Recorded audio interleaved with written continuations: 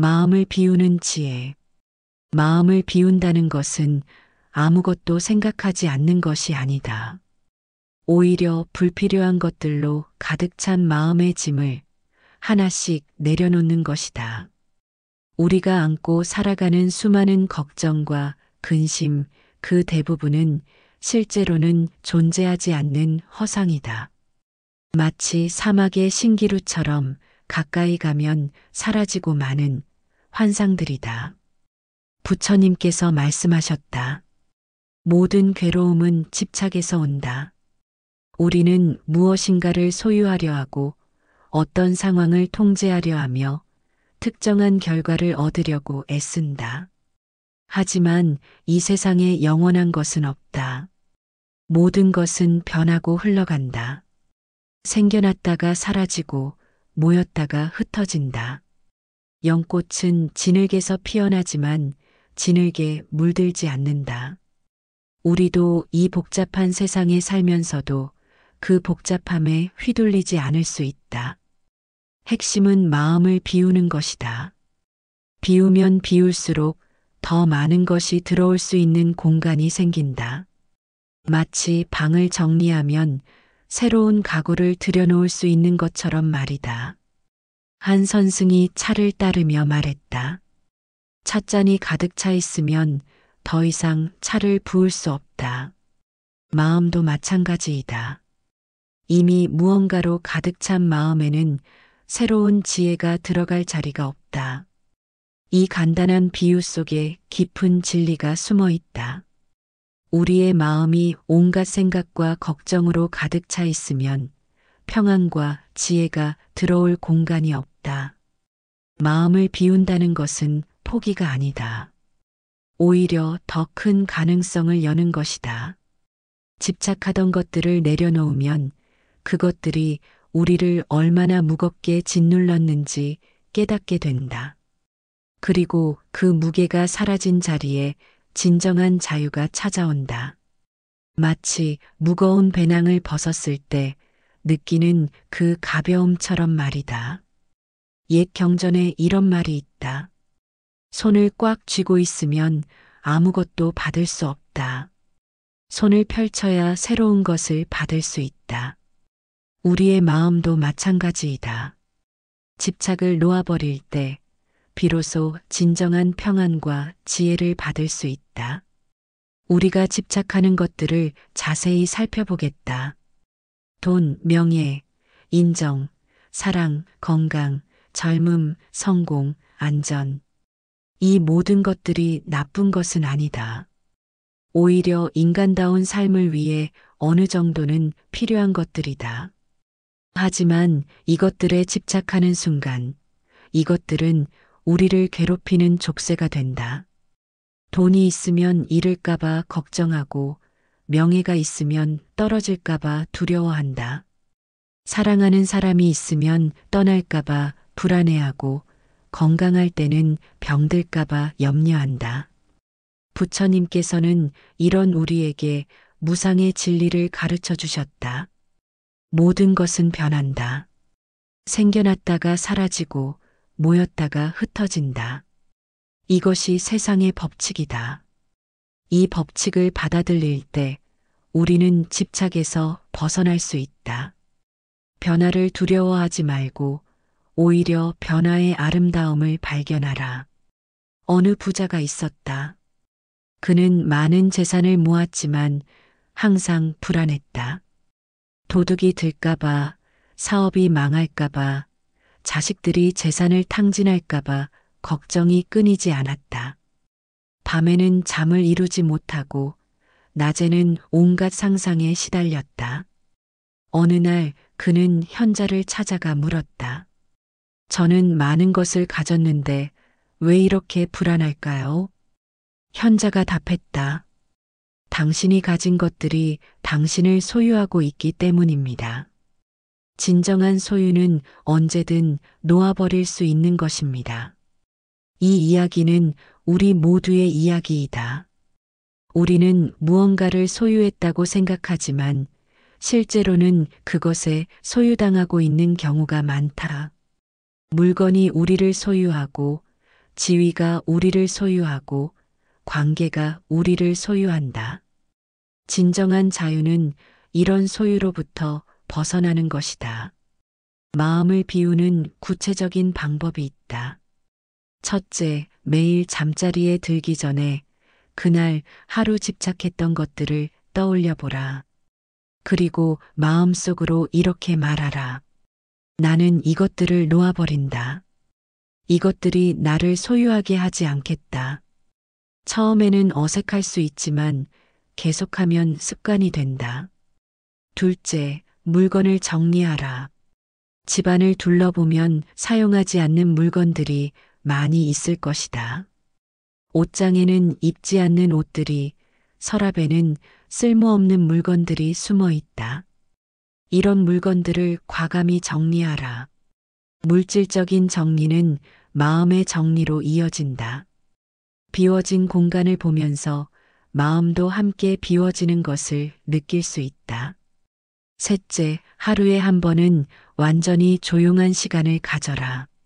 스마트폰도 끄고 텔레비전도 끄고 아무것도 하지 말고 그냥 앉아 있어라. 처음에는 온갖 생각들이 밀려올 것이다. 해야 할 일들, 걱정거리들, 계획들이 머릿속을 맴돌 것이다. 하지만 그 생각들을 붙잡지 말고 흘러가도록 두라. 구름이 하늘을 지나가듯 생각들도 마음을 지나가도록 하라. 넷째, 감사하는 마음을 기르라. 집착은 부족함에서 오고 감사는 충족함에서 온다. 지금 이 순간 내가 가진 것들을 생각해 보라. 건강한 몸, 따뜻한 집, 맛있는 음식, 사랑하는 사람들, 읽을 수 있는 능력, 들을 수 있는 귀, 볼 수 있는 눈. 이 모든 것들이 당연한 것이 아니다. 감사하는 마음이 커질수록 집착하는 마음은 줄어든다. 다섯째, 모든 것의 무상함을 명상하라. 아름다운 꽃도 시들고 건장한 몸도 늙고 젊은 날도 지나간다. 이것이 슬픈 일이 아니라 자연스러운 일임을 받아들이라. 무상함을 받아들일 때 오히려 현재가 더욱 소중해진다. 영원하지 않기 때문에 더욱 아름답고 가치 있다. 여섯째, 비교하는 마음을 버려라. 남과 나를 비교하는 순간 집착이 생겨난다. 저 사람은 나보다 더 많이 가졌다. 나도 저런 것을 가져야 한다는 생각이 마음을 어지럽힌다. 하지만 각자의 인생은 모두 다른 길이다. 남의 길을 부러워할 필요도 따라갈 필요도 없다. 일곱째, 내려놓는 연습을 하라. 작은 것부터 시작하라. 화가 날 때 그 화를 내려놓고, 욕심이 생길 때 그 욕심을 내려놓고, 걱정이 생길 때 그 걱정을 내려놓아라. 내려놓는다고 해서 무관심해지는 것이 아니다. 오히려 더 명확하게 볼 수 있게 된다. 여덟째, 자연을 가까이 하라. 자연은 아무것도 소유하지 않으면서도 모든 것을 가지고 있다. 나무는 자신의 그늘을 독차지하지 않고 모든 이에게 내어준다. 강물은 자신의 물을 아끼지 않고 모든 생명을 적신다. 자연에서 비움의 지혜를 배우라. 아홉째, 죽음을 생각하라.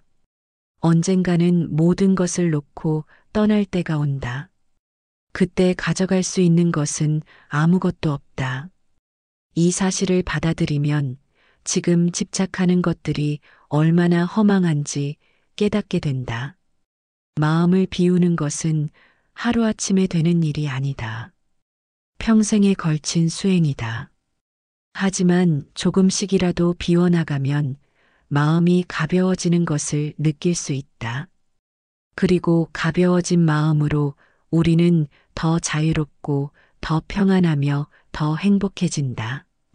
비움이 충만함을 가져온다는 역설을 경험하게 될 것이다. 불안을 내려놓는 말씀. 불안은 현재가 아닌 미래에서 온다. 아직 일어나지 않은 일을 미리 걱정하고 일어날지도 모르는 일에 대해 두려워한다. 우리의 마음은 시간 여행자가 되어 미래로 가서 온갖 상상을 펼친다. 하지만 그 상상의 대부분은 실제로 일어나지 않는다. 부처님께서는 이런 우리에게 명확한 길을 제시해 주셨다. 과거는 이미 지나갔고 미래는 아직 오지 않았다. 오직 현재 이 순간만이 우리가 살 수 있는 시간이다. 이 간단한 진리 속에 모든 불안을 해결하는 열쇠가 들어있다. 불안은 현재에는 존재하지 않는다. 불안은 항상 미래형이다. 우리가 불안해하는 대부분의 일들을 살펴보자. 만약 실패하면 어떡하지? 만약 아프면 어떡하지? 만약 가족에게 무슨 일이 생기면 어떡하지? 만약 나이가 들면 어떡하지? 이 모든 걱정들의 공통점은 만약이라는 가정으로 시작한다는 것이다. 실제로 일어나지 않은 일, 일어날지도 모르는 일에 대해 미리 고통받는 것이다. 한 제자가 스승에게 물었다. 스승님, 저는 미래가 너무 불안합니다. 어떻게 해야 합니까? 스승이 답했다. 미래는 지금 이 순간 내가 무엇을 하는지에 따라 결정된다. 미래를 걱정할 시간에 지금 할 수 있는 최선을 다하라. 불안이라는 감정 자체를 부정할 필요는 없다. 불안도 우리 마음의 한 부분이고 때로는 우리를 보호하는 역할을 한다. 문제는 불안에 사로잡혀 현재를 놓치는 것이다. 법구경에 이런 말씀이 있다. 오늘 할 일을 모두 오늘 하라.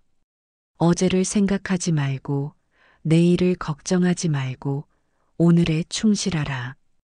이것이 바로 불안을 다스리는 가장 확실한 방법이다. 불안이 찾아올 때마다 이렇게 스스로에게 물어보라. 지금 이 순간 내가 할 수 있는 일은 무엇인가? 그리고 그 일에 온전히 집중하라. 과거의 후회와 미래의 걱정은 모두 현재 이 순간에 집중할 때 자연스럽게 사라진다. 마치 햇빛이 나타나면 어둠이 사라지는 것처럼 말이다. 때로는 아무것도 할 수 없는 상황도 있다. 그럴 때는 그 무력감마저 받아들이라. 통제할 수 없는 것을 통제하려 하지 말고 받아들일 수 있는 마음의 여유를 기르라. 이것이 진정한 지혜다. 우리가 통제할 수 있는 것과 없는 것을 구별하는 지혜를 기르는 것이 중요한 것이다. 불안의 뿌리를 깊이 들여다보면 대부분 죽음에 대한 두려움에서 시작된다는 것을 알 수 있다. 직접적인 죽음의 두려움이 아니더라도 상실에 대한 두려움, 변화에 대한 두려움, 통제력을 잃는 것에 대한 두려움 등이 모두 결국은 죽음과 연결되어 있다. 죽음은 궁극적인 상실이고 변화이며 통제력의 상실이기 때문이다. 부처님께서는 죽음을 삶의 일부로 받아들이라고 가르치셨다. 죽음을 부정하거나 피하려 하지 말고 오히려 죽음을 통해 삶의 소중함을 깨달으라고 하셨다. 언젠가는 죽을 몸이기에 지금 이 순간이 더욱 귀한 것이다. 죽음을 생각하는 것이 삶을 더욱 생생하게 만든다.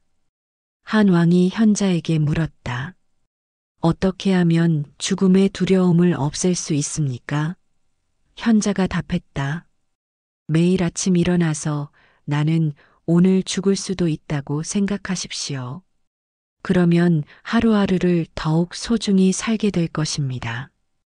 그리고 저녁에 잠자리에 들면서 오늘 하루를 잘 살았다고 감사하십시오. 이렇게 살면 죽음이 두렵지 않을 것입니다. 불안을 다스리는 또 다른 방법은 호흡에 집중하는 것이다. 불안할 때 우리의 호흡은 얕고 빨라진다. 교감신경이 활성화되어 몸 전체가 긴장 상태가 된다. 이럴 때 의식적으로 깊고 천천히 호흡하면 부교감신경이 활성화되어 마음도 차분해진다. 숨을 들이쉴 때는 평안을 받아들이고 숨을 내쉴 때는 불안을 내보낸다고 생각하라. 명상도 불안을 다스리는 좋은 방법이다. 하루에 10분이라도 조용한 곳에 앉아서 마음을 고요히 하라. 처음에는 온갖 걱정들이 머릿속을 맴돌 것이다. 하지만 그 생각들을 판단하지 말고 그냥 지켜보라. 강물 위에 떠내려가는 나뭇잎을 보듯이 생각들을 바라보라. 붙잡으려 하지도 말고 밀어내려 하지도 말라. 불안할 때는 몸의 감각에 집중하는 것도 안정을 돕는다. 발이 땅에 닿아 있는 느낌, 등받이에 기대어 있는 느낌, 옷이 피부에 닿는 느낌, 의자에 앉아 있는 감각 등을 의식적으로 느껴보라. 이런 신체 감각들은 모두 현재에 존재한다. 감각에 집중하면 자연스럽게 현재로 돌아올 수 있다. 불안은 또한 우리의 상상력이 만들어내는 경우가 많다. 실제로 일어나지도 않은 일을 마치 이미 일어난 것처럼 생각하며 고통받는다. 상상과 현실을 구분하라. 지금 이 순간 실제로 일어나고 있는 일과 머릿속에서만 일어나고 있는 일을 분명히 구별하라. 대부분의 걱정은 실제가 아닌 상상 속에서만 존재한다. 경전에 이런 이야기가 있다.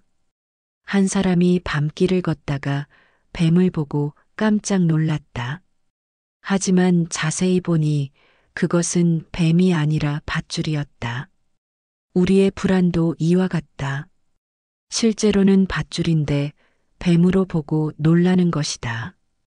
상황을 있는 그대로 보라. 불필요한 상상을 보태지 말라. 불안을 다스리는 구체적인 방법들을 살펴보자. 첫째, 불안한 생각이 들 때마다 그것을 종이에 적어보라. 막연한 불안을 구체적인 글로 표현하면 그것이 얼마나 비현실적인지 깨닫게 된다. 둘째, 최악의 상황을 상상해보라. 그리고 그 상황이 일어났을 때 어떻게 대처할 것인지 구체적인 계획을 세워보라. 대부분의 경우 최악의 상황도 견딜만 하다는 것을 알게 된다. 셋째, 과거에 걱정했던 일들을 떠올려 보라. 그 중에서 실제로 일어난 일이 얼마나 되는가. 대부분의 걱정은 현실이 되지 않는다. 넷째, 긍정적인 가능성도 함께 생각하라. 나쁜 일만 일어날 것이라고 생각하지 말고 좋은 일이 일어날 가능성도 있다는 것을 기억하라. 불안을 완전히 없앨 수는 없다. 하지만 불안과 함께 살아가는 방법을 배울 수는 있다. 불안을 적으로 여기지 말고 나를 보호하려는 마음의 신호로 받아들이라. 그리고 그 신호에 감사하면서도 그것에 휘둘리지는 말라. 욕심을 다스리는 가르침. 욕심은 인간의 자연스러운 감정이다. 더 나은 삶을 추구하고 더 많은 것을 원하는 마음은 인간의 본성이라 할 수 있다. 하지만 욕심이 우리를 지배하게 되면 그것은 끝없는 고통의 근원이 된다. 부처님께서는 욕심 자체를 없애라고 하지 않으셨다. 대신 욕심을 지혜롭게 다스리는 법을 가르쳐 주셨다. 족함을 아는 자는 부유하다. 이 말씀 속에는 진정한 풍요로움의 비밀이 숨어 있다. 우리는 보통 더 많이 가져야 행복해진다고 생각한다. 더 큰 집, 더 좋은 차, 더 많은 돈, 더 높은 지위를 추구한다. 하지만 실제로는 지금 가진 것에 만족할 때 진정한 행복을 느낄 수 있다는 것이 부처님의 가르침이다. 한 부자가 현자에게 물었다. 저는 많은 재산을 가졌는데도 항상 부족함을 느낍니다. 어떻게 해야 만족할 수 있습니까? 현자가 답했다. 당신의 재산을 모두 잃어버리고 나서 다시 하나씩 되찾는다고 생각해 보시오. 그러면 지금 가진 모든 것이 얼마나 소중한지 깨달을 것입니다. 이 간단한 관점의 전환이 부족함을 풍요로움으로 바꿀 수 있다. 욕심을 다스리는 첫 번째 방법은 감사하는 마음을 기르는 것이다. 지금 가진 것 몇 가지만 떠올려라. 숨, 지붕, 가족, 밥 한 끼. 어느 것 하나 당연하지 않다. 모두 잠시 내 곁에 머무는 선물임을 기억하라. 두 번째 방법은 비교하는 마음을 버리는 것이다. 남과 나를 비교하는 순간 욕심이 생겨난다. 저 사람은 나보다 더 많이 가졌다. 나도 저런 것을 가져야 한다는 생각이 마음을 어지럽힌다. 하지만 각자의 인생은 모두 다른 길이다. 서로 다른 출발점에서 시작해서 서로 다른 목적지를 향해 가고 있다. 남의 길을 부러워할 필요도 따라갈 필요도 없다. 세 번째 방법은 나눔의 기쁨을 아는 것이다. 욕심은 움켜쥐려는 마음에서 나온다. 하지만 나누는 순간 욕심은 자연스럽게 사라진다. 물질을 나누는 것뿐만 아니라 미소를 나누고 따뜻한 말을 나누고 관심을 나누고 시간을 나누는 것도 모두 욕심을 다스리는 방법이다. 나눌 때 우리는 오히려 더 풍요로워진다는 것을 경험하게 된다. 부처님께서 말씀하셨다. 탐욕은 짠물과 같다. 아무리 마셔도 갈증이 해결되지 않는다. 오히려 더 마시고 싶어진다. 욕심도 마찬가지이다. 하나를 얻으면 또 다른 것을 원하게 된다. 이 악순환을 끊는 유일한 방법은 지금 가진 것에 만족하는 마음을 기르는 것이다. 진정한 부자는 많이 가진 사람이 아니라 적게 필요로 하는 사람이다. 필요한 것과 원하는 것을 구별하라. 필요한 것은 채우되 원하는 것에는 휘둘리지 말라. 이것이 욕심을 지혜롭게 다스리는 길이다. 욕심의 종류를 살펴보면 물질에 대한 욕심만 있는 것이 아니다. 명예에 대한 욕심, 권력에 대한 욕심, 인정받고 싶은 욕심, 사랑받고 싶은 욕심 등 다양한 형태의 욕심이 있다. 이 모든 욕심들의 공통점은 더 많이, 더 크게, 더 높이를 추구한다는 것이다. 하지만 욕심에는 끝이 없다. 목표를 달성하면 잠시 만족하지만 곧 더 큰 목표를 세우게 된다. 마치 사막에서 신기루를 쫓는 것과 같다. 가까이 갈수록 더 멀어지고 도달했다고 생각하면 이미 사라져 있다. 옛날 한 왕이 있었다. 그는 자신의 나라를 더 크게 만들고 싶어서 끊임없이 전쟁을 벌였다. 많은 땅을 정복했지만 만족하지 못했다. 더 많은 땅을 원했다. 결국 그는 전쟁터에서 죽었고 그가 정복한 땅들은 모두 다른 사람들의 차지가 되었다. 현자가 말했다. 그는 온 세상을 차지하려 했지만 결국 자신의 무덤 한 평도 가져가지 못했다. 욕심을 다스리는 구체적인 방법들을 더 살펴보자. 첫째, 매일 아침 일어나서 지금 가진 것들에 대해 감사하는 시간을 가져라.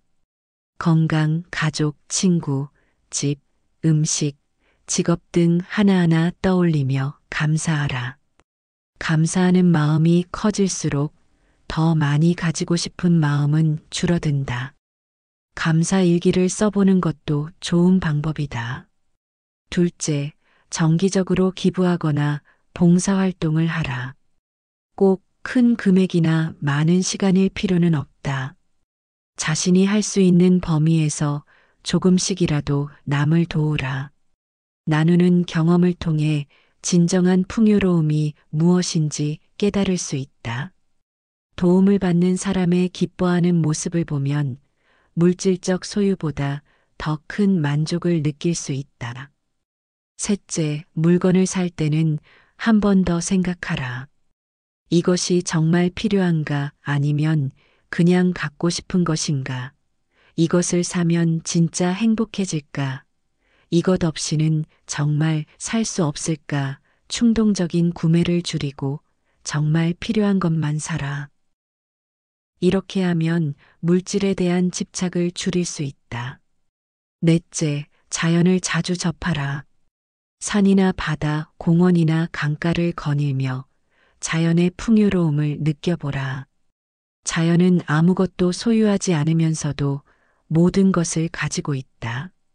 나무는 자신의 그늘을 독차지하지 않고 모든 이에게 내어준다.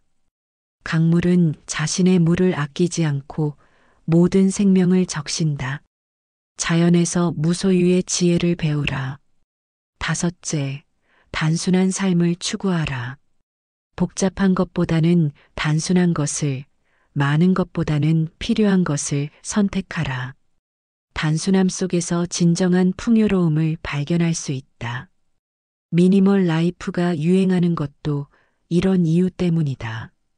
물건이 적을수록 마음이 가벼워진다. 여섯째, 욕심과 필요를 구별하는 연습을 하라. 무언가를 원할 때 자신에게 물어보라. 이것은 내가 살아가는데 꼭 필요한 것인가? 아니면 단순히 갖고 싶은 것인가? 이런 질문을 통해 진짜 필요와 가짜 필요를 구별할 수 있게 된다. 일곱째, 족함을 아는 삶의 모델을 찾아라.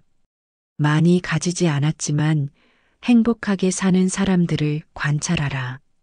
그들에게서 진정한 행복의 비밀을 배울 수 있다. 소박하지만 만족스럽게 사는 삶의 지혜를 얻을 수 있다.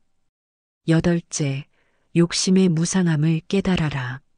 아무리 많이 가져도 언젠가는 모든 것을 놓고 떠날 때가 온다. 생각해보라. 역사상 가장 부유했던 사람들도 모두 빈손으로 세상을 떠났다. 이 사실을 깨달으면 현재의 욕심이 얼마나 헛된 것인지 알 수 있다.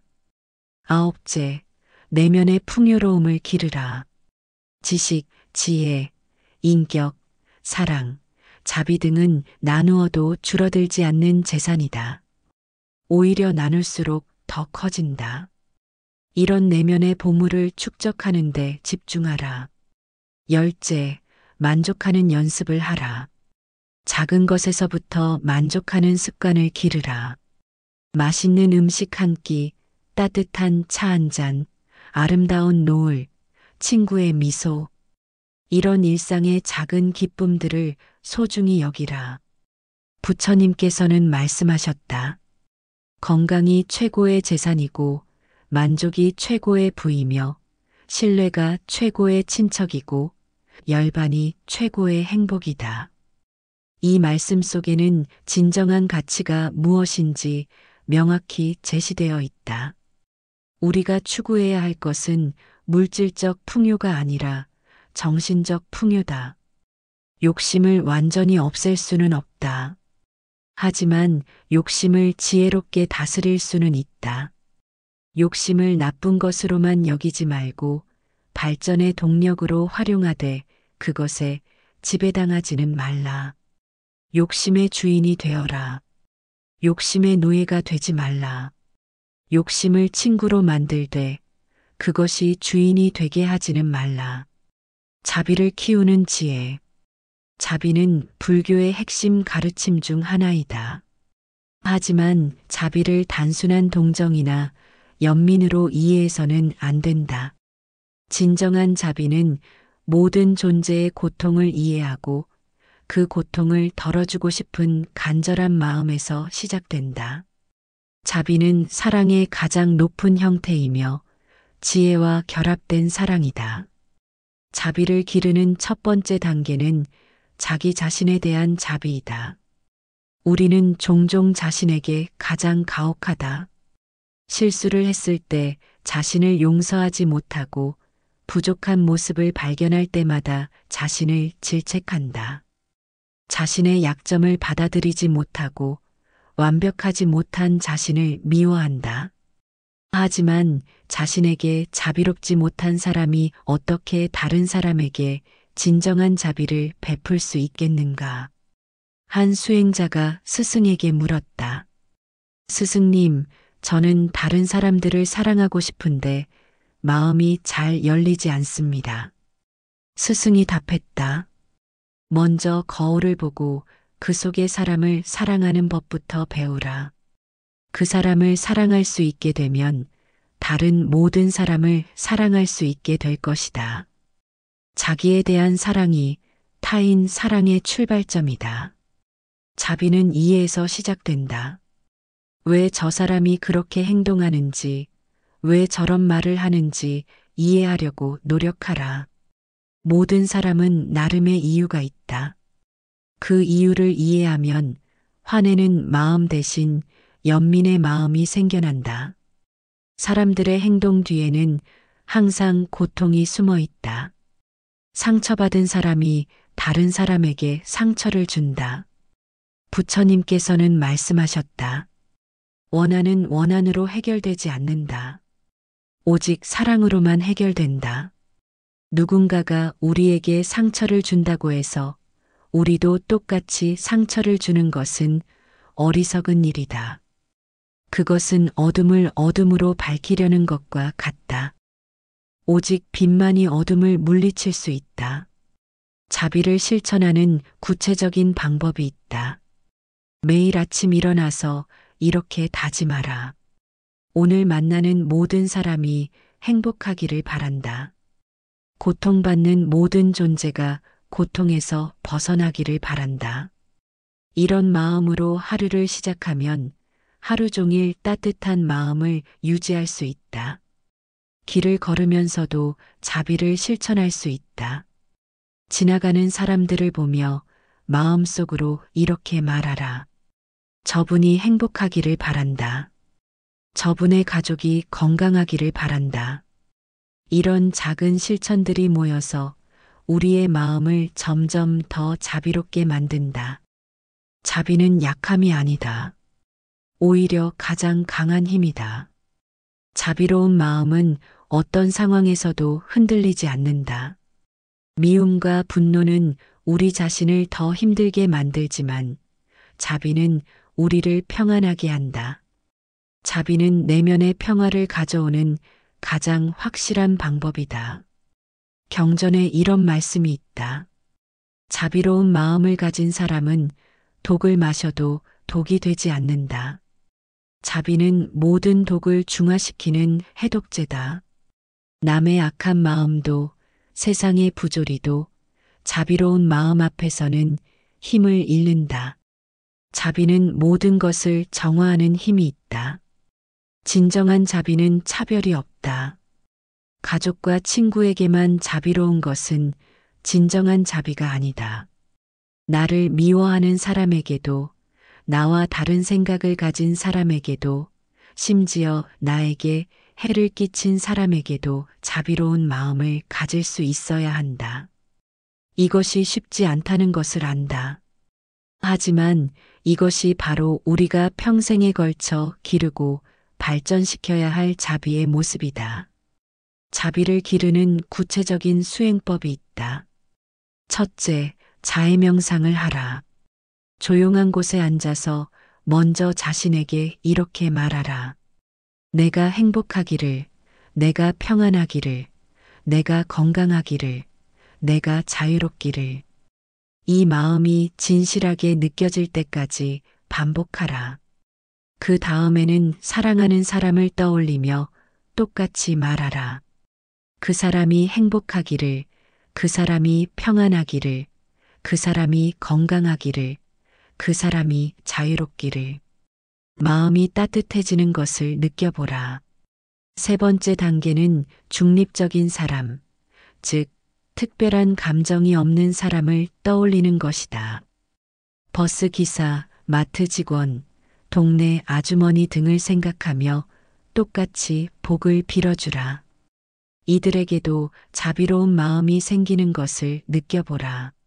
네 번째 단계가 가장 어렵다. 나를 힘들게 하는 사람, 미워하는 사람을 떠올리며 복을 빌어주는 것이다. 처음에는 억지스럽게 느껴질 수 있다. 하지만 계속 연습하면 진심으로 그 사람의 행복을 바라는 마음이 생긴다. 마지막 단계는 모든 존재를 향한 자비이다. 인간뿐만 아니라 동물, 식물, 심지어 미생물까지 모든 생명체가 행복하기를 바라는 마음을 기르라. 이런 무한한 자비의 마음이 깨달음으로 이어진다. 자비를 실천할 때 주의해야 할 점이 있다. 첫째, 자비와 동정을 구별하라. 동정은 위에서 아래로 내려다보는 마음이지만 자비는 같은 높이에서 함께 느끼는 마음이다. 동정은 상대방을 약하게 만들지만 자비는 상대방을 강하게 만든다. 둘째, 자비와 허용을 구별하라. 자비롭다고 해서 잘못된 행동을 그냥 넘어가는 것은 아니다. 때로는 사랑하기 때문에 엄격해야 할 때도 있다. 자녀를 사랑하는 부모가 때로는 훈육을 하는 것처럼 말이다. 진정한 자비는 상대방이 더 나은 사람이 되도록 돕는 것이다. 셋째, 자비와 희생을 구별하라. 자비롭다고 해서 자신을 희생할 필요는 없다. 자신을 소중히 여기지 않는 사람이 어떻게 다른 사람을 소중히 여길 수 있겠는가? 자신과 타인 모두를 사랑하는 것이 진정한 자비이다. 자비를 기르는 일상적인 방법들도 있다. 첫째, 상대방의 입장에서 생각해보는 습관을 기르라. 누군가가 나에게 불쾌한 행동을 했을 때 그 사람의 상황을 생각해보라. 어떤 어려움이 있어서 그런 행동을 했을 수도 있다. 둘째, 상대방의 좋은 점을 찾아보라. 아무리 미운 사람도 좋은 점이 하나쯤은 있다. 그 좋은 점에 집중하면 미운 마음이 줄어든다. 셋째, 자비로운 말을 하라. 따뜻한 말 한마디가 상대방의 하루를 바꿀 수 있다. 칭찬, 격려, 위로의 말들을 아끼지 말라. 넷째, 자비로운 행동을 하라. 작은 친절, 도움, 배려 등이 모두 자비의 실천이다. 지하철에서 자리를 양보하고 무거운 짐을 들어주고 길을 잃은 사람에게 길을 알려주는 것 등이 모두 자비이다. 다섯째, 용서하는 마음을 기르라. 용서는 상대방을 위한 것이 아니라 자신을 위한 것이다. 원한을 품고 사는 것은 자신을 도구로 중독시키는 것과 같다. 용서할 때 우리는 자유로워진다. 자비를 기르는 것은 하루아침에 되는 일이 아니다. 평생에 걸친 수행이다. 하지만 작은 자비의 씨앗이라도 심으면 그것이 자라나서 큰 나무가 된다. 그 나무 그늘 아래에서 많은 사람들이 쉴 수 있게 된다. 자비는 전염된다. 한 사람의 자비가 다른 사람에게 전해지고 그것이 또 다른 사람에게 전해진다. 부처님께서 말씀하셨다. 자비로운 마음 하나가 온 세상을 구원할 수 있다. 우리 각자가 품는 자비로운 마음이 모이면 이 세상을 더 따뜻하고 평화로운 곳으로 만들 수 있다. 자비는 개인의 행복뿐만 아니라 사회의 평화에도 기여한다. 현재에 머무는 가르침. 과거는 이미 지나갔고 미래는 아직 오지 않았다. 우리가 실제로 살 수 있는 시간은 오직 현재뿐이다. 하지만 우리는 대부분의 시간을 과거의 기억이나 미래의 계획 속에서 보낸다. 현재라는 선물을 제대로 받지 못하고 있는 것이다. 영어로 현재를 프레전트라고 하는데 이 단어는 선물이라는 뜻도 가지고 있다. 현재는 정말로 우리에게 주어진 선물이다. 현재에 머무는 것은 단순히 지금에 집중하는 것 이상의 의미가 있다. 그것은 삶의 본질을 깨닫는 일이다. 모든 생명은 지금 이 순간에만 존재한다. 과거의 나는 이미 죽었고 미래의 나는 아직 태어나지 않았다. 살아있는 나는 오직 지금 여기에만 있다. 이것이 존재의 진실이다. 한 선승이 제자에게 물었다. 내가 지금 하고 있는 일이 무엇이냐? 제자가 답했다. 스승님과 대화를 나누고 있습니다. 선승이 다시 물었다. 그렇다면 내 마음은 어디에 있느냐? 제자가 잠시 생각하더니 답했다. 죄송합니다. 제 마음은 내일 할 일을 생각하고 있었습니다. 선승이 말했다. 그렇다면 너는 지금 여기에 있지 않구나. 우리 대부분이 이 제자와 같다. 몸은 현재에 있지만 마음은 다른 곳에 있다.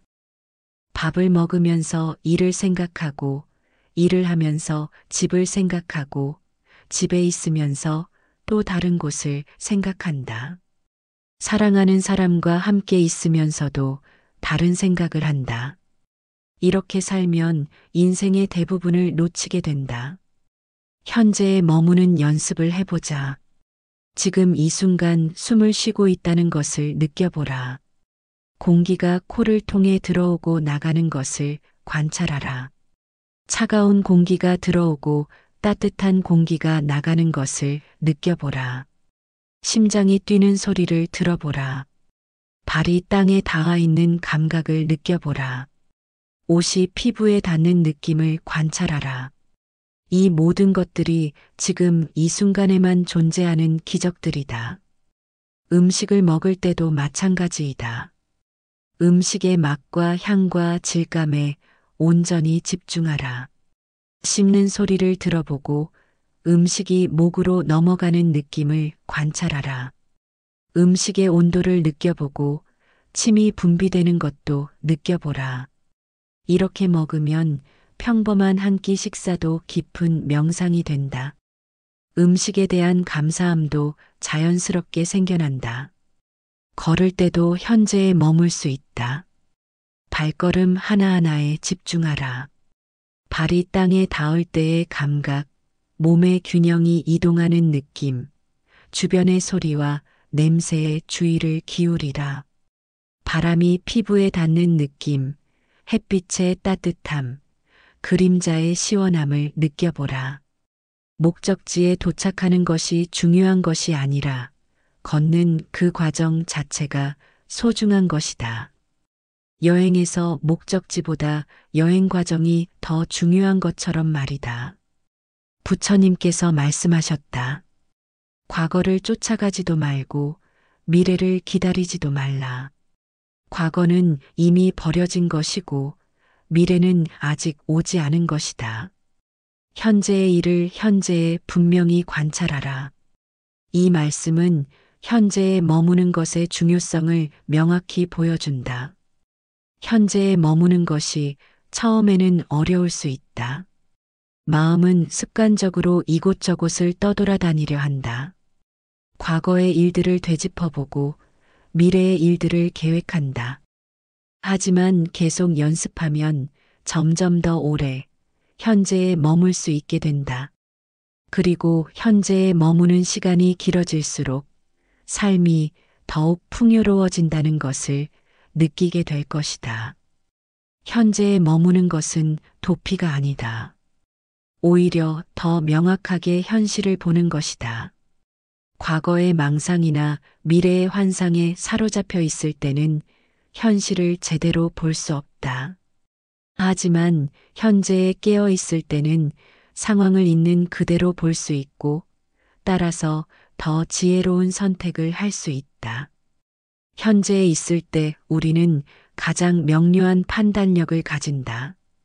현재에 머무는 구체적인 방법들을 더 살펴보자. 첫째, 하루에 여러 번 자신에게 이렇게 물어보라. 지금 내가 어디에 있는가? 지금 내가 무엇을 하고 있는가? 지금 내 마음은 어디에 있는가? 이 간단한 질문들이 우리를 현재로 데려다 준다. 스마트폰에 알람을 설정해서 정기적으로 이런 질문을 하는 것도 좋은 방법이다. 둘째, 알람을 설정해서 정해진 시간마다 현재에 집중하는 연습을 하라. 알람이 울리면 잠시 모든 것을 멈추고 3분 동안 호흡에만 집중하라. 이런 작은 휴식들이 모여서 현재에 머무는 습관을 만든다. 하루에 5번 정도만 해도 큰 효과를 볼 수 있다. 셋째, 일상생활의 모든 활동을 명상으로 전환하라.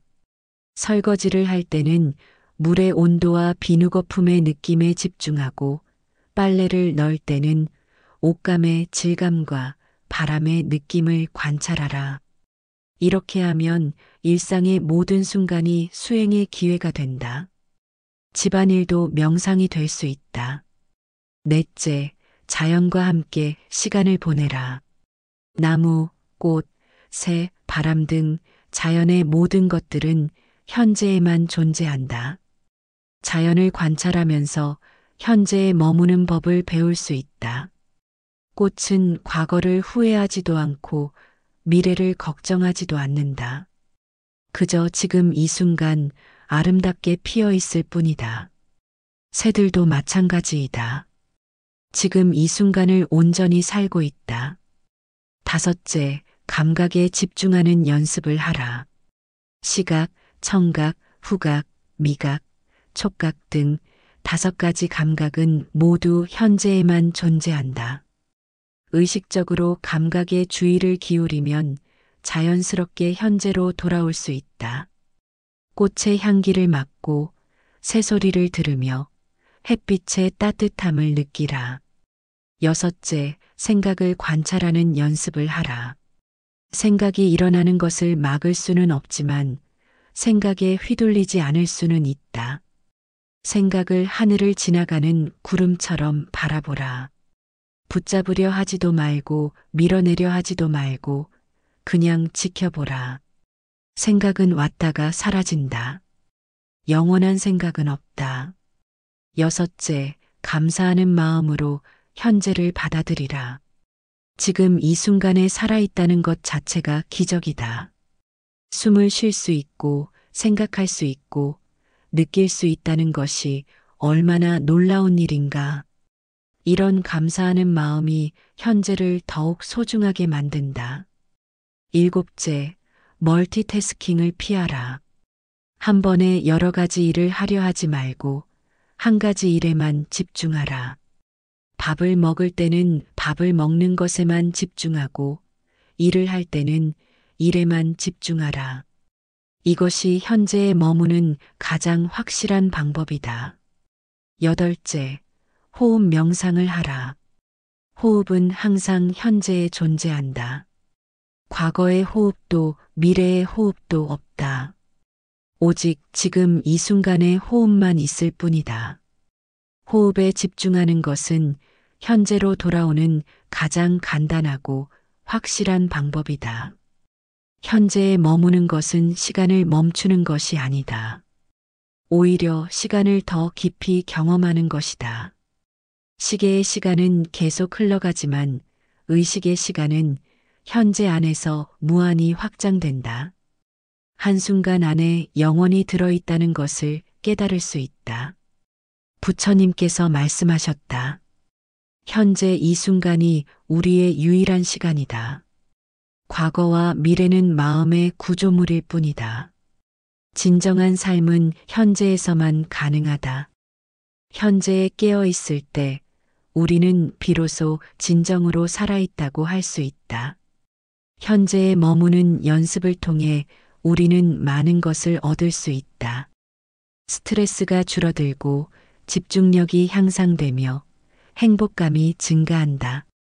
무엇보다도 삶의 깊이와 의미를 발견할 수 있다. 지금 이 순간 여기서 진정한 평안과 깨달음이 기다리고 있다. 마음을 비우는 지혜.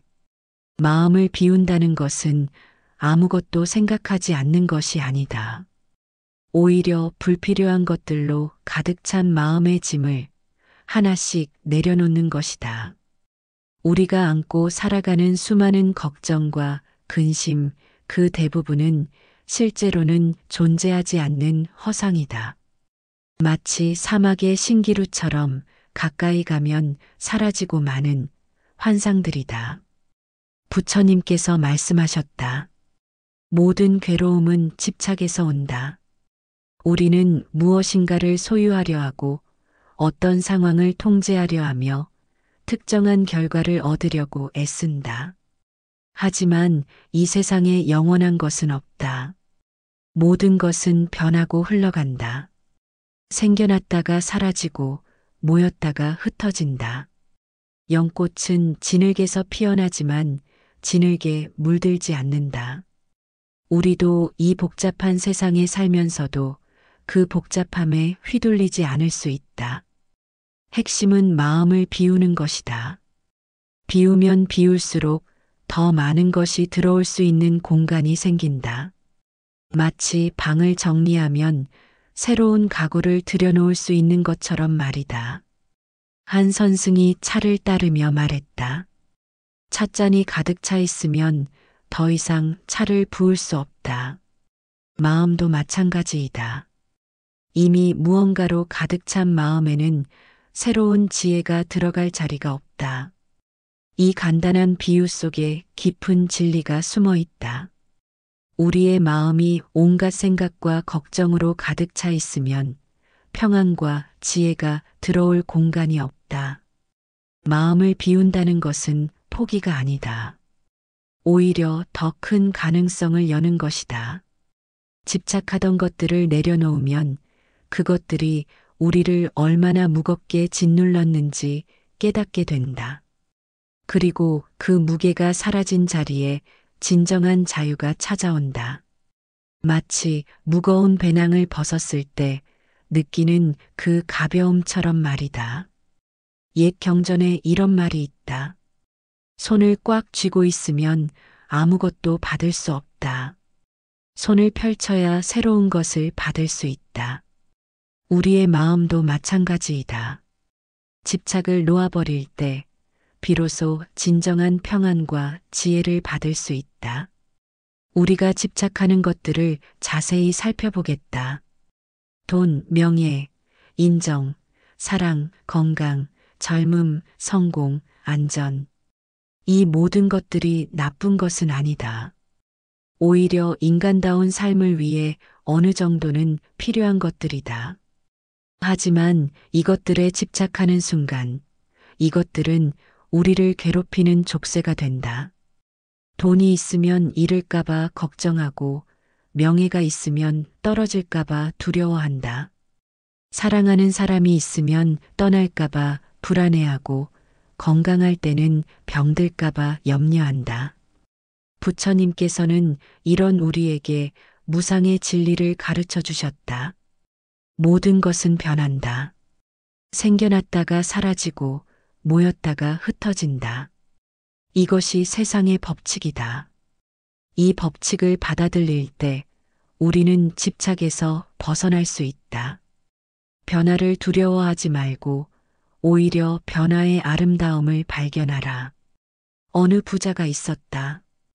그는 많은 재산을 모았지만 항상 불안했다. 도둑이 들까봐, 사업이 망할까봐, 자식들이 재산을 탕진할까봐 걱정이 끊이지 않았다. 밤에는 잠을 이루지 못하고 낮에는 온갖 상상에 시달렸다. 어느 날 그는 현자를 찾아가 물었다. 저는 많은 것을 가졌는데 왜 이렇게 불안할까요? 현자가 답했다. 당신이 가진 것들이 당신을 소유하고 있기 때문입니다. 진정한 소유는 언제든 놓아버릴 수 있는 것입니다. 이 이야기는 우리 모두의 이야기이다. 우리는 무언가를 소유했다고 생각하지만 실제로는 그것에 소유당하고 있는 경우가 많다. 물건이 우리를 소유하고 지위가 우리를 소유하고 관계가 우리를 소유한다. 진정한 자유는 이런 소유로부터 벗어나는 것이다. 마음을 비우는 구체적인 방법이 있다. 첫째, 매일 잠자리에 들기 전에 그날 하루 집착했던 것들을 떠올려 보라. 그리고 마음속으로 이렇게 말하라. 나는 이것들을 놓아버린다. 이것들이 나를 소유하게 하지 않겠다. 처음에는 어색할 수 있지만 계속하면 습관이 된다. 둘째, 물건을 정리하라. 집안을 둘러보면 사용하지 않는 물건들이 많이 있을 것이다. 옷장에는 입지 않는 옷들이, 서랍에는 쓸모없는 물건들이 숨어 있다. 이런 물건들을 과감히 정리하라. 물질적인 정리는 마음의 정리로 이어진다. 비워진 공간을 보면서 마음도 함께 비워지는 것을 느낄 수 있다. 셋째, 하루에 한 번은 완전히 조용한 시간을 가져라. 스마트폰도 끄고 텔레비전도 끄고 아무것도 하지 말고 그냥 앉아 있어라. 처음에는 온갖 생각들이 밀려올 것이다. 해야 할 일들, 걱정거리들, 계획들이 머릿속을 맴돌 것이다. 하지만 그 생각들을 붙잡지 말고 흘러가도록 두라. 구름이 하늘을 지나가듯 생각들도 마음을 지나가도록 하라. 넷째, 감사하는 마음을 기르라. 집착은 부족함에서 오고 감사는 충족함에서 온다. 지금 이 순간 내가 가진 것들을 생각해 보라. 건강한 몸, 따뜻한 집, 맛있는 음식, 사랑하는 사람들, 읽을 수 있는 능력, 들을 수 있는 귀, 볼 수 있는 눈. 이 모든 것들이 당연한 것이 아니다. 감사하는 마음이 커질수록 집착하는 마음은 줄어든다. 다섯째, 모든 것의 무상함을 명상하라. 아름다운 꽃도 시들고 건장한 몸도 늙고 젊은 날도 지나간다. 이것이 슬픈 일이 아니라 자연스러운 일임을 받아들이라. 무상함을 받아들일 때 오히려 현재가 더욱 소중해진다. 영원하지 않기 때문에 더욱 아름답고 가치 있다. 여섯째, 비교하는 마음을 버려라. 남과 나를 비교하는 순간 집착이 생겨난다. 저 사람은 나보다 더 많이 가졌다. 나도 저런 것을 가져야 한다는 생각이 마음을 어지럽힌다. 하지만 각자의 인생은 모두 다른 길이다. 남의 길을 부러워할 필요도 따라갈 필요도 없다. 일곱째, 내려놓는 연습을 하라. 작은 것부터 시작하라. 화가 날 때 그 화를 내려놓고, 욕심이 생길 때 그 욕심을 내려놓고, 걱정이 생길 때 그 걱정을 내려놓아라. 내려놓는다고 해서 무관심해지는 것이 아니다. 오히려 더 명확하게 볼 수 있게 된다. 여덟째, 자연을 가까이 하라. 자연은 아무것도 소유하지 않으면서도 모든 것을 가지고 있다. 나무는 자신의 그늘을 독차지하지 않고 모든 이에게 내어준다. 강물은 자신의 물을 아끼지 않고 모든 생명을 적신다. 자연에서 비움의 지혜를 배우라.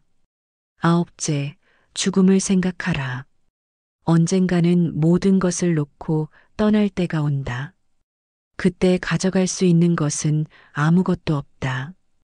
이 사실을 받아들이면 지금 집착하는 것들이 얼마나 허망한지 깨닫게 된다. 마음을 비우는 것은 하루아침에 되는 일이 아니다.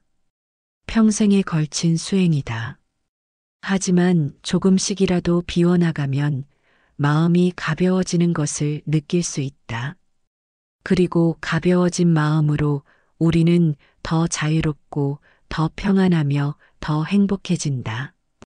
비움이 충만함을 가져온다는 역설을 경험하게 될 것이다. 불안을 내려놓는 말씀. 불안은 현재가 아닌 미래에서 온다. 아직 일어나지 않은 일을 미리 걱정하고 일어날지도 모르는 일에 대해 두려워한다. 우리의 마음은 시간 여행자가 되어 미래로 가서 온갖 상상을 펼친다. 하지만 그 상상의 대부분은 실제로 일어나지 않는다. 부처님께서는 이런 우리에게 명확한 길을 제시해 주셨다. 과거는 이미 지나갔고 미래는 아직 오지 않았다. 오직 현재 이 순간만이 우리가 살 수 있는 시간이다. 이 간단한 진리 속에 모든 불안을 해결하는 열쇠가 들어있다. 불안은 현재에는 존재하지 않는다. 불안은 항상 미래형이다. 우리가 불안해하는 대부분의 일들을 살펴보자. 만약 실패하면 어떡하지? 만약 아프면 어떡하지? 만약 가족에게 무슨 일이 생기면 어떡하지? 만약 나이가 들면 어떡하지? 이 모든 걱정들의 공통점은 만약이라는 가정으로 시작한다는 것이다. 실제로 일어나지 않은 일, 일어날지도 모르는 일에 대해 미리 고통받는 것이다.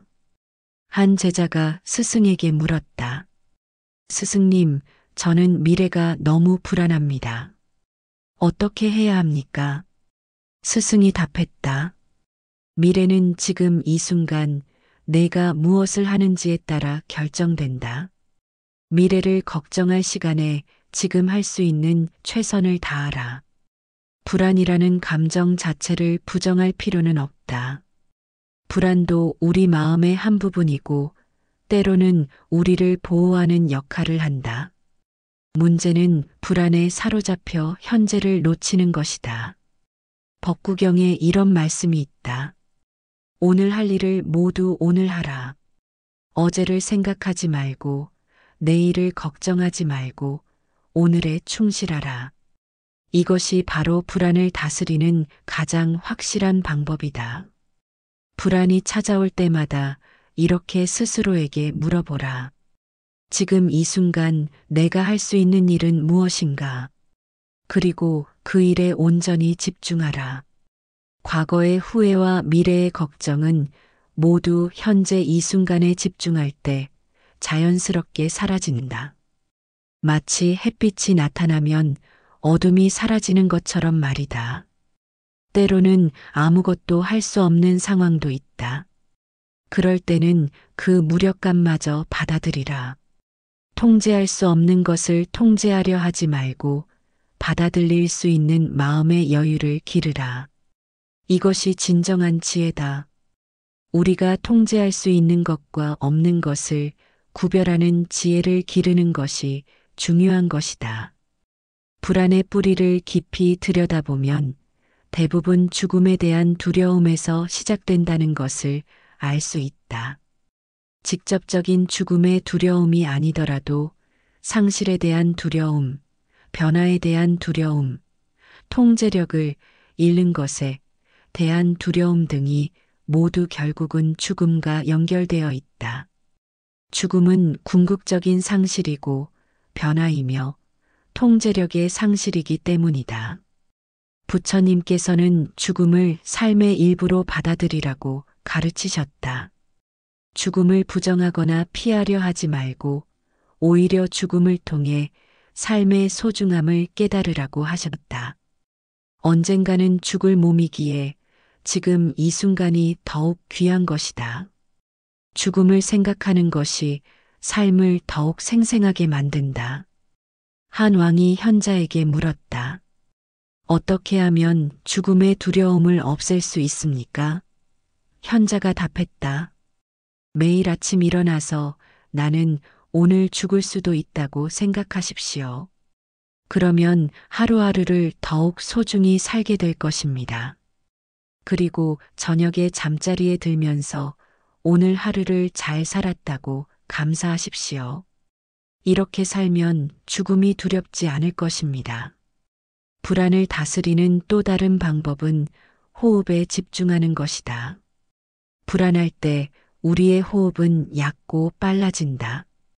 교감신경이 활성화되어 몸 전체가 긴장 상태가 된다.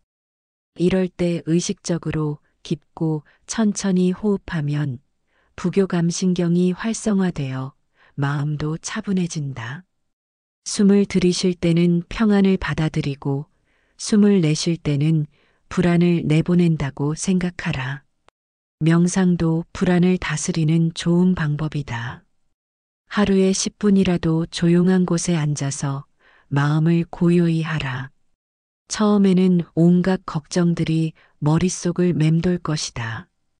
하지만 그 생각들을 판단하지 말고 그냥 지켜보라. 강물 위에 떠내려가는 나뭇잎을 보듯이 생각들을 바라보라. 붙잡으려 하지도 말고 밀어내려 하지도 말라. 불안할 때는 몸의 감각에 집중하는 것도 안정을 돕는다. 발이 땅에 닿아 있는 느낌, 등받이에 기대어 있는 느낌, 옷이 피부에 닿는 느낌, 의자에 앉아 있는 감각 등을 의식적으로 느껴보라. 이런 신체 감각들은 모두 현재에 존재한다. 감각에 집중하면 자연스럽게 현재로 돌아올 수 있다. 불안은 또한 우리의 상상력이 만들어내는 경우가 많다. 실제로 일어나지도 않은 일을 마치 이미 일어난 것처럼 생각하며 고통받는다. 상상과 현실을 구분하라. 지금 이 순간 실제로 일어나고 있는 일과 머릿속에서만 일어나고 있는 일을 분명히 구별하라. 대부분의 걱정은 실제가 아닌 상상 속에서만 존재한다. 경전에 이런 이야기가 있다. 한 사람이 밤길을 걷다가 뱀을 보고 깜짝 놀랐다. 하지만 자세히 보니 그것은 뱀이 아니라 밧줄이었다. 우리의 불안도 이와 같다. 실제로는 밧줄인데 뱀으로 보고 놀라는 것이다. 상황을 있는 그대로 보라. 불필요한 상상을 보태지 말라. 불안을 다스리는 구체적인 방법들을 살펴보자. 첫째, 불안한 생각이 들 때마다 그것을 종이에 적어보라. 막연한 불안을 구체적인 글로 표현하면 그것이 얼마나 비현실적인지 깨닫게 된다. 둘째, 최악의 상황을 상상해보라. 그리고 그 상황이 일어났을 때 어떻게 대처할 것인지 구체적인 계획을 세워보라. 대부분의 경우 최악의 상황도 견딜만 하다는 것을 알게 된다. 셋째, 과거에 걱정했던 일들을 떠올려 보라. 그 중에서 실제로 일어난 일이 얼마나 되는가. 대부분의 걱정은 현실이 되지 않는다. 넷째, 긍정적인 가능성도 함께 생각하라. 나쁜 일만 일어날 것이라고 생각하지 말고 좋은 일이 일어날 가능성도 있다는 것을 기억하라. 불안을 완전히 없앨 수는 없다. 하지만 불안과 함께 살아가는 방법을 배울 수는 있다. 불안을 적으로 여기지 말고 나를 보호하려는 마음의 신호로 받아들이라. 그리고 그 신호에 감사하면서도 그것에 휘둘리지는 말라. 욕심을 다스리는 가르침. 욕심은 인간의 자연스러운 감정이다. 더 나은 삶을 추구하고 더 많은 것을 원하는 마음은 인간의 본성이라 할 수 있다. 하지만 욕심이 우리를 지배하게 되면 그것은 끝없는 고통의 근원이 된다. 부처님께서는 욕심 자체를 없애라고 하지 않으셨다. 대신 욕심을 지혜롭게 다스리는 법을 가르쳐 주셨다. 족함을 아는 자는 부유하다. 이 말씀 속에는 진정한 풍요로움의 비밀이 숨어 있다. 우리는 보통 더 많이 가져야 행복해진다고 생각한다. 더 큰 집, 더 좋은 차, 더 많은 돈, 더 높은 지위를 추구한다. 하지만 실제로는 지금 가진 것에 만족할 때 진정한 행복을 느낄 수 있다는 것이 부처님의 가르침이다. 한 부자가 현자에게 물었다. 저는 많은 재산을 가졌는데도 항상 부족함을 느낍니다. 어떻게 해야 만족할 수 있습니까? 현자가 답했다. 당신의 재산을 모두 잃어버리고 나서 다시 하나씩 되찾는다고 생각해 보시오. 그러면 지금 가진 모든 것이 얼마나 소중한지 깨달을 것입니다. 이 간단한 관점의 전환이 부족함을 풍요로움으로 바꿀 수 있다. 욕심을 다스리는 첫 번째 방법은 감사하는 마음을 기르는 것이다. 지금 가진 것 몇 가지만 떠올려라. 숨, 지붕, 가족, 밥 한 끼. 어느 것 하나 당연하지 않다. 모두 잠시 내 곁에 머무는 선물임을 기억하라. 두 번째 방법은 비교하는 마음을 버리는 것이다. 남과 나를 비교하는 순간 욕심이 생겨난다. 저 사람은 나보다 더 많이 가졌다. 나도 저런 것을 가져야 한다는 생각이 마음을 어지럽힌다. 하지만 각자의 인생은 모두 다른 길이다. 서로 다른 출발점에서 시작해서 서로 다른 목적지를 향해 가고 있다. 남의 길을 부러워할 필요도 따라갈 필요도 없다. 세 번째 방법은 나눔의 기쁨을 아는 것이다. 욕심은 움켜쥐려는 마음에서 나온다. 하지만 나누는 순간 욕심은 자연스럽게 사라진다. 물질을 나누는 것뿐만 아니라 미소를 나누고 따뜻한 말을 나누고 관심을 나누고 시간을 나누는 것도 모두 욕심을 다스리는 방법이다. 나눌 때 우리는 오히려 더 풍요로워진다는 것을 경험하게 된다. 부처님께서 말씀하셨다. 탐욕은 짠물과 같다. 아무리 마셔도 갈증이 해결되지 않는다. 오히려 더 마시고 싶어진다. 욕심도 마찬가지이다. 하나를 얻으면 또 다른 것을 원하게 된다. 이 악순환을 끊는 유일한 방법은 지금 가진 것에 만족하는 마음을 기르는 것이다. 진정한 부자는 많이 가진 사람이 아니라 적게 필요로 하는 사람이다. 필요한 것과 원하는 것을 구별하라. 필요한 것은 채우되 원하는 것에는 휘둘리지 말라. 이것이 욕심을 지혜롭게 다스리는 길이다. 욕심의 종류를 살펴보면 물질에 대한 욕심만 있는 것이 아니다. 명예에 대한 욕심, 권력에 대한 욕심, 인정받고 싶은 욕심, 사랑받고 싶은 욕심 등 다양한 형태의 욕심이 있다. 이 모든 욕심들의 공통점은 더 많이, 더 크게, 더 높이를 추구한다는 것이다. 하지만 욕심에는 끝이 없다. 목표를 달성하면 잠시 만족하지만 곧 더 큰 목표를 세우게 된다. 마치 사막에서 신기루를 쫓는 것과 같다. 가까이 갈수록 더 멀어지고 도달했다고 생각하면 이미 사라져 있다. 옛날 한 왕이 있었다. 그는 자신의 나라를 더 크게 만들고 싶어서 끊임없이 전쟁을 벌였다.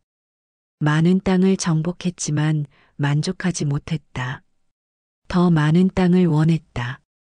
결국 그는 전쟁터에서 죽었고 그가 정복한 땅들은 모두 다른 사람들의 차지가 되었다. 현자가 말했다. 그는 온 세상을 차지하려 했지만 결국 자신의 무덤 한 평도 가져가지 못했다. 욕심을 다스리는 구체적인 방법들을 더 살펴보자. 첫째, 매일 아침 일어나서 지금 가진 것들에 대해 감사하는 시간을 가져라. 건강, 가족, 친구, 집, 음식, 직업 등 하나하나 떠올리며 감사하라. 감사하는 마음이 커질수록 더 많이 가지고 싶은 마음은 줄어든다. 감사 일기를 써보는 것도 좋은 방법이다. 둘째, 정기적으로 기부하거나 봉사활동을 하라. 꼭 큰 금액이나 많은 시간일 필요는 없다. 자신이 할 수 있는 범위에서 조금씩이라도 남을 도우라. 나누는 경험을 통해 진정한 풍요로움이 무엇인지 깨달을 수 있다. 도움을 받는 사람의 기뻐하는 모습을 보면 물질적 소유보다 더 큰 만족을 느낄 수 있다. 셋째, 물건을 살 때는 한 번 더 생각하라. 이것이 정말 필요한가 아니면 그냥 갖고 싶은 것인가? 이것을 사면 진짜 행복해질까? 이것 없이는 정말 살 수 없을까? 충동적인 구매를 줄이고 정말 필요한 것만 사라. 이렇게 하면 물질에 대한 집착을 줄일 수 있다. 넷째, 자연을 자주 접하라. 산이나 바다, 공원이나 강가를 거닐며 자연의 풍요로움을 느껴보라. 자연은 아무것도 소유하지 않으면서도 모든 것을 가지고 있다. 나무는 자신의 그늘을 독차지하지 않고 모든 이에게 내어준다. 강물은 자신의 물을 아끼지 않고 모든 생명을 적신다. 자연에서 무소유의 지혜를 배우라. 다섯째, 단순한 삶을 추구하라. 복잡한 것보다는 단순한 것을, 많은 것보다는 필요한 것을 선택하라. 단순함 속에서 진정한 풍요로움을 발견할 수 있다. 미니멀 라이프가 유행하는 것도 이런 이유 때문이다. 물건이 적을수록 마음이 가벼워진다. 여섯째, 욕심과 필요를 구별하는 연습을 하라. 무언가를 원할 때 자신에게 물어보라. 이것은 내가 살아가는데 꼭 필요한 것인가? 아니면 단순히 갖고 싶은 것인가? 이런 질문을 통해 진짜 필요와 가짜 필요를 구별할 수 있게 된다. 일곱째, 족함을 아는 삶의 모델을 찾아라. 많이 가지지 않았지만 행복하게 사는 사람들을 관찰하라. 그들에게서 진정한 행복의 비밀을 배울 수 있다. 소박하지만 만족스럽게 사는 삶의 지혜를 얻을 수 있다. 여덟째, 욕심의 무상함을 깨달아라. 아무리 많이 가져도 언젠가는 모든 것을 놓고 떠날 때가 온다. 생각해보라. 역사상 가장 부유했던 사람들도 모두 빈손으로 세상을 떠났다. 이 사실을 깨달으면 현재의 욕심이 얼마나 헛된 것인지 알 수 있다. 아홉째, 내면의 풍요로움을 기르라. 지식, 지혜, 인격, 사랑, 자비 등은 나누어도 줄어들지 않는 재산이다. 오히려 나눌수록 더 커진다. 이런 내면의 보물을 축적하는 데 집중하라. 열째, 만족하는 연습을 하라. 작은 것에서부터 만족하는 습관을 기르라. 맛있는 음식 한 끼, 따뜻한 차 한 잔, 아름다운 노을, 친구의 미소. 이런 일상의 작은 기쁨들을 소중히 여기라. 부처님께서는 말씀하셨다. 건강이 최고의 재산이고 만족이 최고의 부이며 신뢰가 최고의 친척이고 열반이 최고의 행복이다. 이 말씀 속에는 진정한 가치가 무엇인지 명확히 제시되어 있다. 우리가 추구해야 할 것은 물질적 풍요가 아니라 정신적 풍요다. 욕심을 완전히 없앨 수는 없다. 하지만 욕심을 지혜롭게 다스릴 수는 있다. 욕심을 나쁜 것으로만 여기지 말고 발전의 동력으로 활용하되 그것에 지배당하지는 말라. 욕심의 주인이 되어라. 욕심의 노예가 되지 말라. 욕심을 친구로 만들되 그것이 주인이 되게 하지는 말라. 자비를 키우는 지혜. 자비는 불교의 핵심 가르침 중 하나이다. 하지만 자비를 단순한 동정이나 연민으로 이해해서는 안 된다. 진정한 자비는 모든 존재의 고통을 이해하고 그 고통을 덜어주고 싶은 간절한 마음에서 시작된다. 자비는 사랑의 가장 높은 형태이며 지혜와 결합된 사랑이다. 자비를 기르는 첫 번째 단계는 자기 자신에 대한 자비이다. 우리는 종종 자신에게 가장 가혹하다. 실수를 했을 때 자신을 용서하지 못하고 부족한 모습을 발견할 때마다 자신을 질책한다. 자신의 약점을 받아들이지 못하고 완벽하지 못한 자신을 미워한다. 하지만 자신에게 자비롭지 못한 사람이 어떻게 다른 사람에게 진정한 자비를 베풀 수 있겠는가? 한 수행자가 스승에게 물었다. 스승님, 저는 다른 사람들을 사랑하고 싶은데 마음이 잘 열리지 않습니다. 스승이 답했다. 먼저 거울을 보고 그 속의 사람을 사랑하는 법부터 배우라. 그 사람을 사랑할 수 있게 되면 다른 모든 사람을 사랑할 수 있게 될 것이다. 자기에 대한 사랑이 타인 사랑의 출발점이다. 자비는 이해에서 시작된다. 왜 저 사람이 그렇게 행동하는지, 왜 저런 말을 하는지 이해하려고 노력하라. 모든 사람은 나름의 이유가 있다. 그 이유를 이해하면 화내는 마음 대신 연민의 마음이 생겨난다. 사람들의 행동 뒤에는 항상 고통이 숨어 있다. 상처받은 사람이 다른 사람에게 상처를 준다. 부처님께서는 말씀하셨다.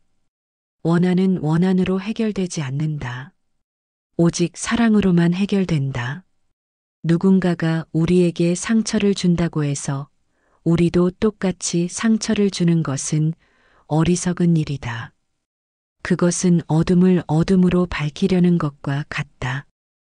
오직 빛만이 어둠을 물리칠 수 있다. 자비를 실천하는 구체적인 방법이 있다. 매일 아침 일어나서 이렇게 다짐하라. 오늘 만나는 모든 사람이 행복하기를 바란다. 고통받는 모든 존재가 고통에서 벗어나기를 바란다. 이런 마음으로 하루를 시작하면 하루 종일 따뜻한 마음을 유지할 수 있다. 길을 걸으면서도 자비를 실천할 수 있다. 지나가는 사람들을 보며 마음속으로 이렇게 말하라. 저분이 행복하기를 바란다. 저분의 가족이 건강하기를 바란다. 이런 작은 실천들이 모여서 우리의 마음을 점점 더 자비롭게 만든다.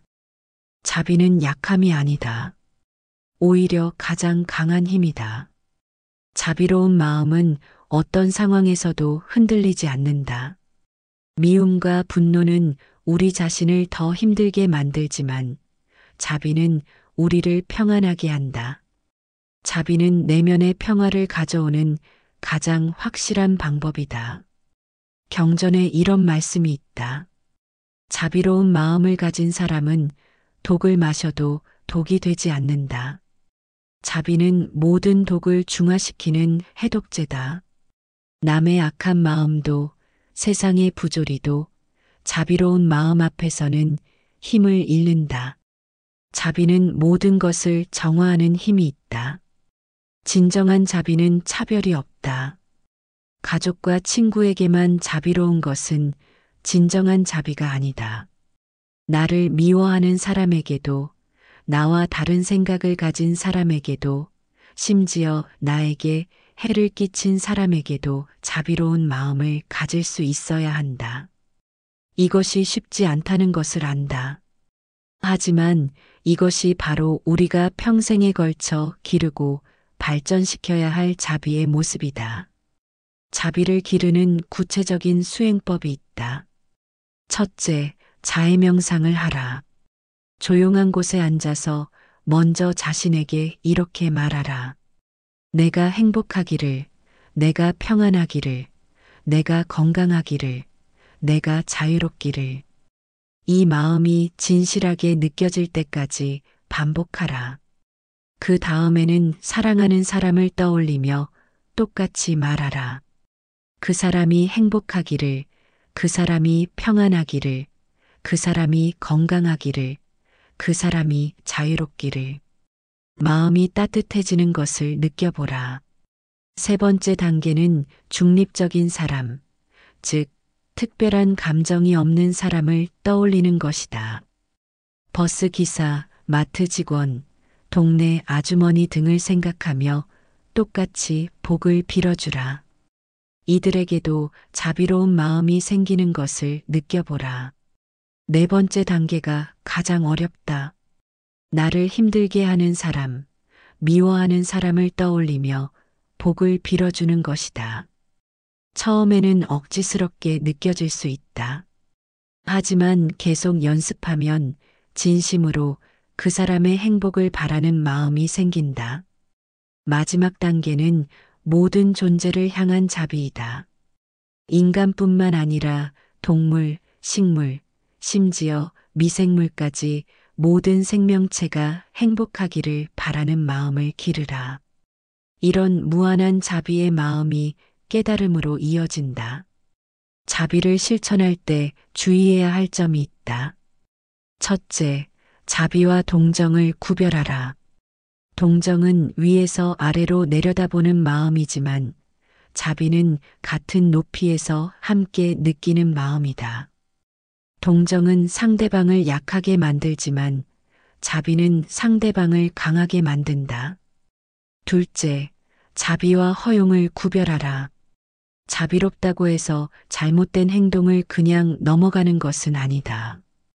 때로는 사랑하기 때문에 엄격해야 할 때도 있다.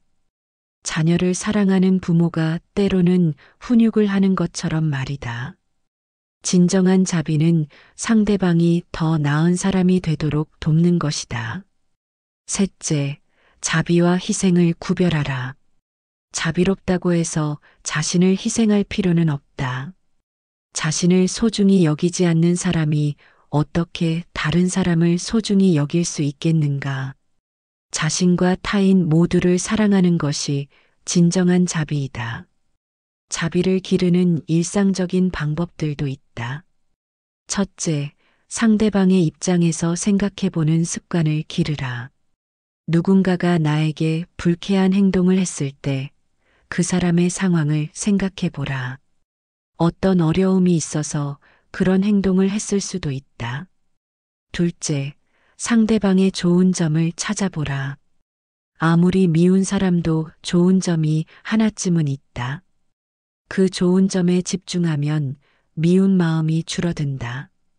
셋째, 자비로운 말을 하라. 따뜻한 말 한마디가 상대방의 하루를 바꿀 수 있다. 칭찬, 격려, 위로의 말들을 아끼지 말라.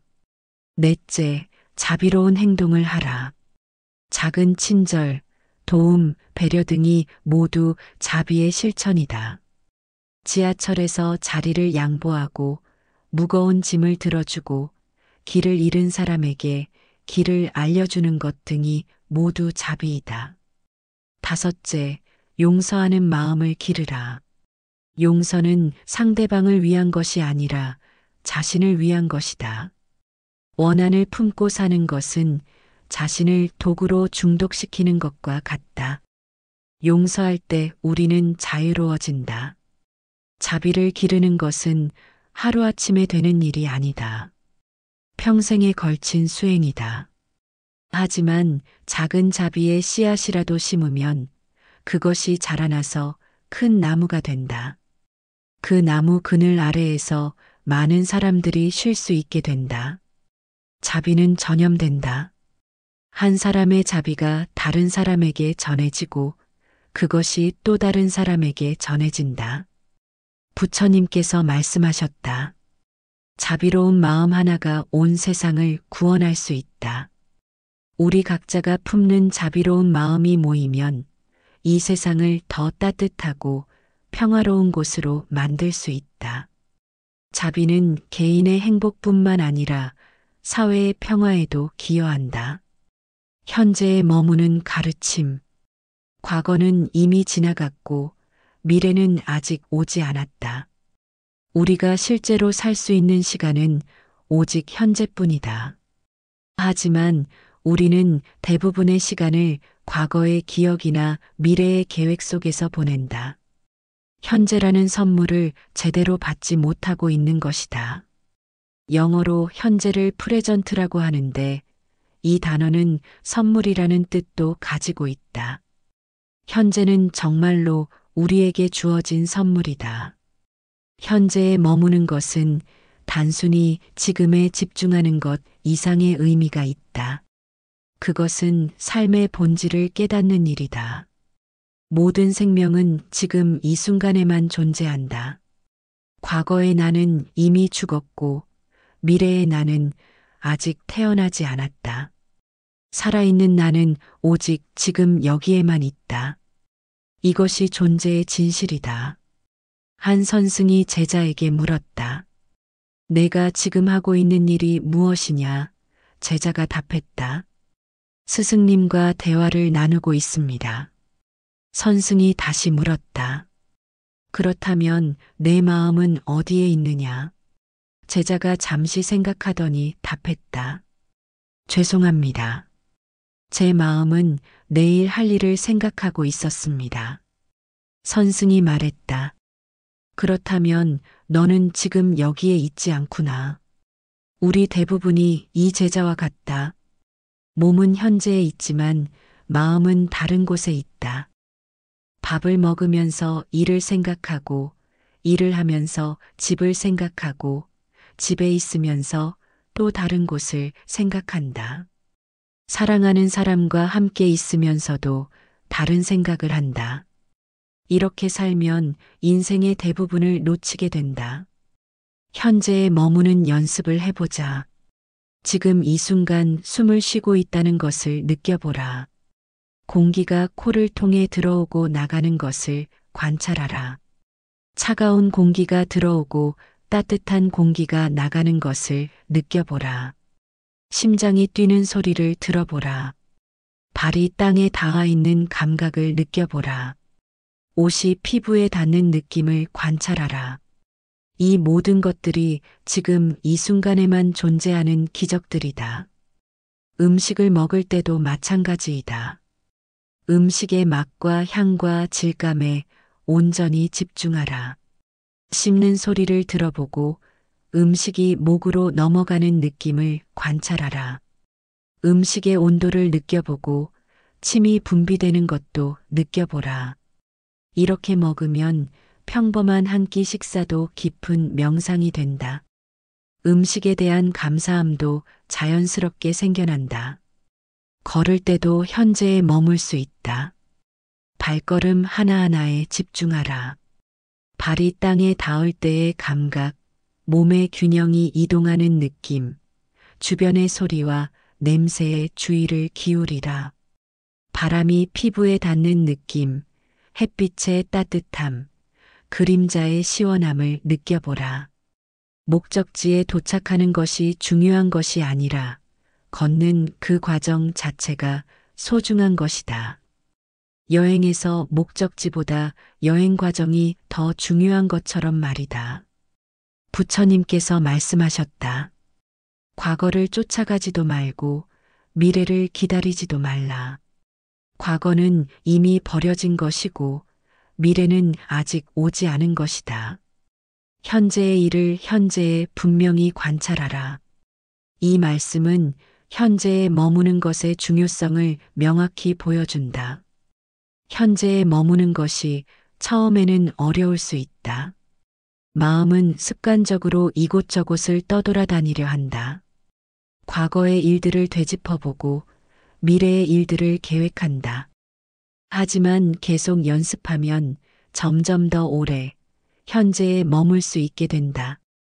그리고 현재에 머무는 시간이 길어질수록 삶이 더욱 풍요로워진다는 것을 느끼게 될 것이다. 현재에 머무는 것은 도피가 아니다. 오히려 더 명확하게 현실을 보는 것이다. 과거의 망상이나 미래의 환상에 사로잡혀 있을 때는 현실을 제대로 볼 수 없다. 하지만 현재에 깨어 있을 때는 상황을 있는 그대로 볼 수 있고 따라서 더 지혜로운 선택을 할 수 있다. 현재에 있을 때 우리는 가장 명료한 판단력을 가진다. 현재에 머무는 구체적인 방법들을 더 살펴보자. 첫째, 하루에 여러 번 자신에게 이렇게 물어보라. 지금 내가 어디에 있는가? 지금 내가 무엇을 하고 있는가? 지금 내 마음은 어디에 있는가? 이 간단한 질문들이 우리를 현재로 데려다 준다. 스마트폰에 알람을 설정해서 정기적으로 이런 질문을 하는 것도 좋은 방법이다. 둘째, 알람을 설정해서 정해진 시간마다 현재에 집중하는 연습을 하라. 알람이 울리면 잠시 모든 것을 멈추고 3분 동안 호흡에만 집중하라. 이런 작은 휴식들이 모여서 현재에 머무는 습관을 만든다. 하루에 5번 정도만 해도 큰 효과를 볼 수 있다. 셋째, 일상생활의 모든 활동을 명상으로 전환하라. 설거지를 할 때는 물의 온도와 비누 거품의 느낌에 집중하고, 빨래를 넣을 때는 옷감의 질감과 바람의 느낌을 관찰하라. 이렇게 하면 일상의 모든 순간이 수행의 기회가 된다. 집안일도 명상이 될 수 있다. 넷째, 자연과 함께 시간을 보내라. 나무, 꽃, 새, 바람 등 자연의 모든 것들은 현재에만 존재한다. 자연을 관찰하면서 현재에 머무는 법을 배울 수 있다. 꽃은 과거를 후회하지도 않고 미래를 걱정하지도 않는다. 그저 지금 이 순간 아름답게 피어 있을 뿐이다. 새들도 마찬가지이다. 지금 이 순간을 온전히 살고 있다. 다섯째, 감각에 집중하는 연습을 하라. 시각, 청각, 후각, 미각, 촉각 등 5가지 감각은 모두 현재에만 존재한다. 의식적으로 감각에 주의를 기울이면 자연스럽게 현재로 돌아올 수 있다. 꽃의 향기를 맡고 새소리를 들으며 햇빛의 따뜻함을 느끼라. 여섯째, 생각을 관찰하는 연습을 하라. 생각이 일어나는 것을 막을 수는 없지만 생각에 휘둘리지 않을 수는 있다. 생각을 하늘을 지나가는 구름처럼 바라보라. 붙잡으려 하지도 말고 밀어내려 하지도 말고 그냥 지켜보라. 생각은 왔다가 사라진다. 영원한 생각은 없다. 여섯째, 감사하는 마음으로 현재를 받아들이라. 지금 이 순간에 살아있다는 것 자체가 기적이다. 숨을 쉴 수 있고 생각할 수 있고 느낄 수 있다는 것이 얼마나 놀라운 일인가. 이런 감사하는 마음이 현재를 더욱 소중하게 만든다. 일곱째, 멀티태스킹을 피하라. 한 번에 여러 가지 일을 하려 하지 말고 한 가지 일에만 집중하라. 밥을 먹을 때는 밥을 먹는 것에만 집중하고 일을 할 때는 일에만 집중하라. 이것이 현재에 머무는 가장 확실한 방법이다. 여덟째, 호흡 명상을 하라. 호흡은 항상 현재에 존재한다. 과거의 호흡도 미래의 호흡도 없다. 오직 지금 이 순간의 호흡만 있을 뿐이다. 호흡에 집중하는 것은 현재로 돌아오는 가장 간단하고 확실한 방법이다. 현재에 머무는 것은 시간을 멈추는 것이 아니다. 오히려 시간을 더 깊이 경험하는 것이다. 시계의 시간은 계속 흘러가지만 의식의 시간은 현재 안에서 무한히 확장된다. 한순간 안에 영원히 들어있다는 것을 깨달을 수 있다. 부처님께서 말씀하셨다. 현재 이 순간이 우리의 유일한 시간이다. 과거와 미래는 마음의 구조물일 뿐이다. 진정한 삶은 현재에서만 가능하다. 현재에 깨어 있을 때 우리는 비로소 진정으로 살아있다고 할 수 있다. 현재에 머무는 연습을 통해 우리는 많은 것을 얻을 수 있다. 스트레스가 줄어들고 집중력이 향상되며 행복감이 증가한다. 무엇보다도 삶의 깊이와 의미를 발견할 수 있다. 지금 이 순간 여기서 진정한 평안과 깨달음이 기다리고 있다.